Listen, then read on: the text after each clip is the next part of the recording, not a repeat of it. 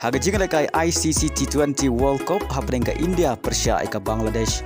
Haba pai sya ke jingle kai ke India ke Latin engkong bad kalala ban kamai hadu shis pa kendai penriu runs bad hab sun weekend naki RPO over. Kan ba ke Bangladesh kala ban kamai tang shis pa sau penriu runs bad hab hadu pra weekend naki RPO over. Haga ba ke India kalala ban Liem suk ya ke Bangladesh da sun peu runs. Bad haga ne ke jingle kai urang le kai bakansai juga India u Hardik Pandya ulala ban ile kai bha ka ba ula kamai hadu sun peu runs bad kumjuru ula yo ban kursi wicket baling ba ne ke jing job ke India kala yo ban rung lupa sya ke semi final. Haga jingle kai Copa America ka bahap haga group B hapring ke Ecuador Persia ke Venezuela.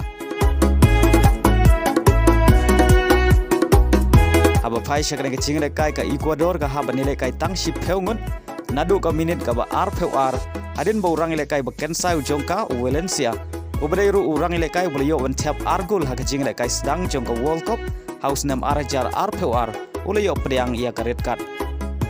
Henry Watla ka Ecuador ka ile kai tang si peungun kaliyo ban tap ia ka gol ka banengkong haga ne jingle kai haga minit ka ba sau peu lengbau Sarmiento. Pada haga kelamit kata haga minit ke ban riu peu sau ka Venezuela ka claim island shoot ya ka Ecuador haga ba kala yo ban tap ya ka gol pen ya khai lengbau Cadiz batang hadin si peu minit kata haga minit ke ban nyau peu sau ka Venezuela kala yo biang ban tap ya ka gol pentam lengbau Belo badai le bagi ni ki ar gol ka Venezuela kala la bat Liem ya ka Ecuador da ar la ka wei haga ne ka jingla guys dang jongka haga Copa America mentau senam. Hagawai pat kecing lekai happening ke Mexico Persia ke Jamaica.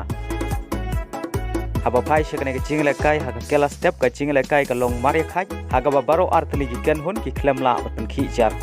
Badai haga kela min kata haga minit ke ban riu peu kundai ke Mexico ke yo ban tap ya ke gol ke baningkong ke jongka haga ne kecing lekai lengbau Artega.